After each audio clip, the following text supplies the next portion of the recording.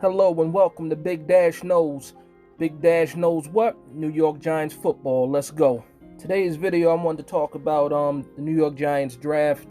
Right now, it's been a week since the selections were made, and after the dust settles, I just wanted to see how you guys feel. Let you know how I feel about these picks that were made. Again, I think that the whole draft in the whole was great. We made some fantastic picks, and overall, I'm excited for the future. Joe Schoen is building a foundation the right way, unlike what we've been used to. And like I said, I can go over my initial reactions of the picks, but I also want to talk about, after going back and looking at these guys, studying some more tape for a week, what I get from these players now, and what I think we can expect, for the future. So just going down the order, day one was fantastic. Day one, we scored the best pass rusher, in my opinion, with Kayvon Thibodeaux, and also the best lineman, in my opinion, with Neal.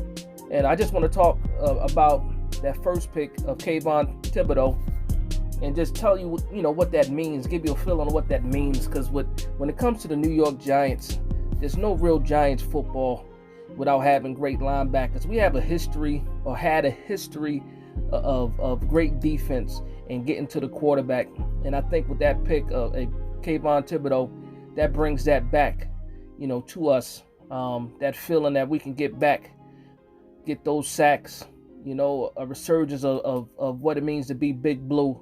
And Kayvon Thibodeaux, in my opinion, brings that type of bravado, that energy, that alpha male type, that leader. Hopefully becomes a leader early, and not just a leader vocally, but also a leader on the field.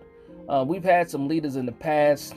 Some of them were just field leaders. Some of them were locker room leaders. But it's been a while since we had somebody like a Strahan that did it both on the field and also did it, in the locker room as well. So I think with Kayvon Thibodeaux, I think we pretty much checked all the boxes on what we needed as far as getting that pass rush. So it's just like, Kayvon, great pick, giving us what we need to get off the field on third down, adding him with Aziz on the other side, and getting back to, like I said before, that Giants football of attacking the quarterback and helping out the back end by getting that pressure. And then with the seventh pick, we grabbed Neal, which in my opinion was the best tackle in this draft. You got a guy with experience on the right and the left side, also some interior line experience. Basically, man, we just got a guy that's all around a great talent for the offensive line. 6'8", 340 pounds. You know what I mean? Great wingspan, good feet, good bend, strong. Just something we've been missing. And for so long, even going back to Eli Manning, we've been complaining as a fan base about this offensive line. And I think with what Joe Schoen did in the offseason through free agency is what Dave Gettleman promised us, years ago. And that's, getting that O-line fixed and getting those hog mollies, like he would say, on the field to protect our guys, protect our quarterback, and also protect our running back, and creating those holes and getting this offense on the productive side of things. And I think Neal does that a lot. Like I said, big kid, went to a big program. It's not much more that I can say about it, man. It's just a great pick. So when it all boils down, day one, I'm giving it an A+.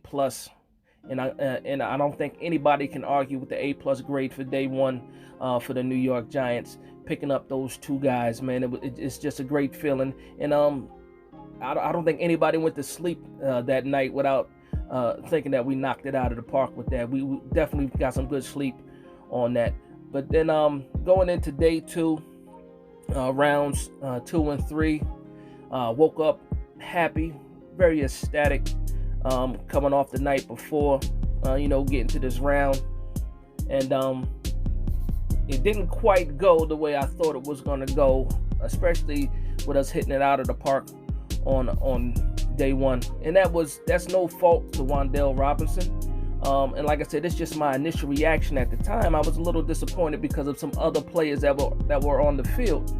And I did do some tape and do some research on Wan'Dale Robinson, an explosive player, a utility guy, great hands, good ball skills, great feet. Oh my God, his feet are fantastic. He is a playmaker, and one of the things that a lot of people were saying was that, he's just like another Tony, Kadarius Toney, and I'm like, I can see that, and my initial reaction was that, but like I said, I'm going back. This was a week later, and I'm looking at the pick that was made, and I'm ecstatic for what this guy can do and what he brings to the team. Because when I look at the kind of offense that Dable wants to run, him and Kafka, looking at their backgrounds, Kafka coming from Kansas City, Dable from Buffalo. You need these type of guys, man, to keep the defense honest. And like I said, the more talent you have on the field, the better off you are. And adding this tool, he is all that. Get the ball in his hand and watch him go. Very exciting player. A little bit on the small side, but even though he is small, the guy is very strong. Bench press, 19 reps. So the guy is very strong. He has a running back background. So that, and you can see on the film, he when he gets the ball in his hand, he moves like a running back. He's able to make those plays, set up some juke moves, and work in those tight areas. So I think overall, it was a fantastic pick. Then the next thing, in the third round, we picked up the interior lineman, Ezeudu. Again, I was surprised because this was a guy I didn't do any kind of research on. Or looking back, I was like, you know what? Let me give this guy a chance. Obviously, I don't have a choice. I'm a fan. I said, let me look to see why Joe Shane picked this guy up in the third round when there was some other guys that, had bigger names still on the board. And I remember getting into Jermaine Johnson, and one of his worst games was against UNC. And I know why. It was because of Ezeudu. Ezeudu won a lot of the battles against Jermaine Johnson, who was or is considered one of the best, edge rushers in this class as well. And you can see with Ezeudu, another guy that has experience on the interior and outside. Great feet for a guy his size. He mirrors very well. And in a pinch, he can play tackle because he did play tackle in UNC. But like I said, we expect this guy to play guard. But again, you got a guy that can mirror, a guy that's strong, quick feet. You need that when you're trying to pull. And I think with that pick, Ezeudu surprised me when I went back and looked at the tape. And I apologize for the disrespect that I had when we first called his name, because I didn't know the guy. But wait, this is the week after, and I had a chance to look up the guy, and I'm very happy that we got this guy. Another thing about him, just on a personal tip, is that the guy has a stuttering issue. He's an inspiration for people that have that same issue that he has as far as speech. And I'm glad he's somebody that these kids and even adults can look to as a form of inspiration, that even though they have what they have, they can still get to where they want to be. So I just think it's a great story. Also off the field for Ezeudu. Now getting to the second, third round pick at 81, we picked up Cordell Flott, cornerback out of LSU. Now another name that I was not really familiar with, and the first thing is that the guy pops, man. He pops off the screen. The guy has a swagger about him, man, and you need that as a cornerback. You need some type of swagger. The guy has great ball skills. He has a knack to find where that ball is, man, and he has a good length too. He's 6'1", only weighs 175 pounds, so I definitely need him to put on a little bit of weight. Being such a young player, I believe he's only 20 years old. I think that weight will come naturally, but hopefully soon. But all the tools are there, man. All the tools are there. And like I said, another guy that the scouts looked at and had more information than us casual scouts, as I like to call myself, a casual scout. With the kid Flott, I just think we got another guy that will develop. He played a lot of the slot, just adding some depth to that cornerback room with the possibility to develop into a great starter, for us in the future. And that pretty much wrapped up, that the second day. Again, my initial reaction that day is like, I didn't know these guys, man. It was guys on the board that had bigger names. Now, going into day 3, again, now I'm not as excited as I was, going into day 2, because I thought at the time that day 2 was, who are these guys for the most part. So now, going into day 3, 4th round, we picked up the tight end out of San Diego State, Daniel Bellinger.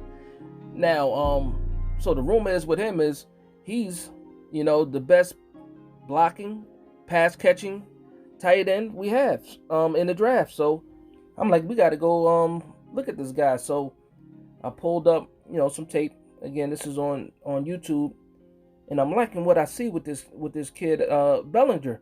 I say not utilized a lot, but you can see when he got the ball, he made those plays dependable. Another stat that he had was, he doesn't drop the ball at all.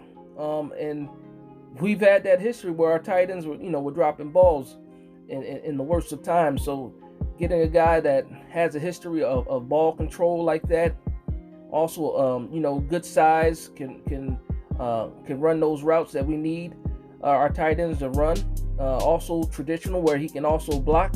I just think that's another good pickup, in that 4th round that Joe Shane made. Now, the second 4th round pick that we got in the trade was the Iowa safety Dane Belton. And what I see with Dane Belton, I see a guy that can support in the run game, but also has some skill, as a center fielder that can make some plays. Obviously, we have Xavier McKinney, who's playing that, that center field type of position where he can make the plays on the ball. But I like the pickup with Dane Belton. Not sure how he fits in the fold right away. Is he a starter right away? I don't know. I do like Julian Love, but you're always looking to upgrade the position. But with Dane Belton, like I said, you got a guy that can support in the run. He seems to trust his eyes. He doesn't waste, any time, getting to the ball. Once he sees what he sees and he trusts his eyes, he gets to where he needs to go and he makes plays. So I think with that pickup of Dane Belton, that adds a position of need, which was safety, because it's not a lot of people in that safety room. But I think adding a guy like Belton, in the 4th, adds some depth to the room, and a spot that we were missing at the time. So I do like the way that he comes up and runs support, but can also make some plays downfield and deflect or either make some interceptions on the back end. Okay. Now, another surprise pick for me was in the 5th round. We picked up a linebacker, Micah Mcfadden, out of Indiana. And at this time, I'm a little upset because I see a guy like Darian Beavis still on the board, also a position of need, in my opinion, at the linebacker, stand-up linebacker position. But then again, I was wrong. And like I said, let these scouts do the job. I put on some tape of Micah Mcfadden, and I was blown away. The guy is a defensive, disruptive playmaker. Led his team in tackles. Is good in the blitz. Good to get into zones, spots, on passing downs, and is just flies to the ball. And when he gets to the ball, he destroys the person carrying the ball. And I was totally surprised to see what I saw. Not expecting that a guy, from Indiana was this good and flew under my radar. And then not only was he doing it against, he wasn't just doing it against anybody. He was doing it in the Big Ten. One of his best games that I've watched was against Penn State. And we already know Penn State is, a big name team. And the guy was jumping off the screen during that game. All right. Then the next pick was DJ Davidson. All right. So we got us a defensive tackle. I know we just picked up the 5th year option on Lawrence. And then also picked up Ellis out of Baltimore. So defensive tackle was not, a heavy spot, in my opinion, to pick up. I thought maybe we could pick up a guy in free agency or undrafted type free agents. But looking at this kid, big guy, can swallow those gaps, keep your linebackers free. Not too much, as far as pressure to the quarterback, but what do you expect from that style of tackle? Basically, when you're playing that position, you're pretty much keeping your linebackers free to make plays. And I think for what's needed, he adds some depth to that position. Could he be a starter in the future if we can't get a deal done with Lawrence, or if Lawrence falls? Possibly, and that's what the coaching is for. See these guys develop. But like I said, another pickup, solid position, not really of need, but a great guy in that spot to pick up. So again, hats off to Joe Shane and the team for finding these guys late. All right. Then another 5th round pick. Surprisingly to me, we went back to UNC and back to the line, offensive line, and we picked up Marcus Mckeithen, another woolly mammoth of a human being to add to this offensive line. 6'7", almost 6'8", 340 pounds. And when I think about it, I just think, okay, we had Evan Neal early, and if this guy Mckeithen develops into something, we can have 2 6'8", 340-pound offensive linemen on one side of the ball. And also Mckeithen, good feet, but extremely strong, extremely long arms, strong hands as well. And I was, like I said, I'm surprised, but our offensive line coach, Bobby, saw them firsthand at these pro days, and I think he was in the room, pushing for this guy to be the pick. And again, nothing but upside. I expect, them to be coached up. Right now, he's a depth guy with the signing of Glowinski, but who knows, this guy can develop into possibly being a starter. And like I said, I might be reaching for offensive line help, but at the end of the day, again, I think it's a great pick. Now, wrapping up the draft, and like I said, I was already feeling down with my initial reaction with these guys, but going back, I felt pretty good. In the 6th round, we pick up linebacker Darian Beavis, and I was ecstatic. Like Kayvon Thibodeau, we got us another alpha male type, vocal, could possibly be a leader.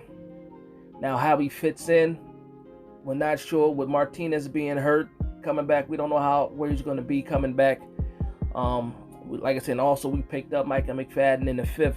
But this guy, Darian Beavis, I don't know how or why he fell to the 6th. I might have to, do some research on that. But boy, did we get us a steal in the 6th round as far as talent and potential. I think he can be a starter right next to Martinez eventually. And I mean, what else can I say? A guy that's quick, can cover, played safety when he first got there before he put the pounds on, can edge rush, all around great linebacker, what the Giants need.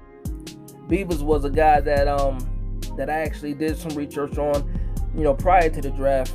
Unlike some of the middle guys that flew on my radar, Beavis was definitely on my radar, especially doing research on Sauce Gardner and the other cornerback, Kobe Bryant. I did see a lot of tape and a lot of games on with Darian Beavis, and the guy's just all over the field, making plays from the edge, from the middle. You know what I mean? Blitzing the A gap, disrupting the pass plays. The guy's all over the place, and I think you really got to steal in this guy. I keep on saying it, but I really believe that. And I didn't have to go back and do research. I was happy with this pick as soon as the guy was announced to the Giants. And like I said, and that's our draft, man. That's those picks. Again, I give the overall grade for the Giants draft of 2022. I give it an A. I give it a strong A because I think, like I was saying earlier, we need to build this foundation, and we need to build this foundation through the draft. And what better way to develop homegrown talent that you drafted. And then when it comes up to signing these players, you're re-signing your own guys, not going out and trying to sign guys off of other teams. So I hope you guys enjoyed my breakdown and my reaction of our draft picks of this draft class. Peace and love. Big Dash knows. One love, Big Blue.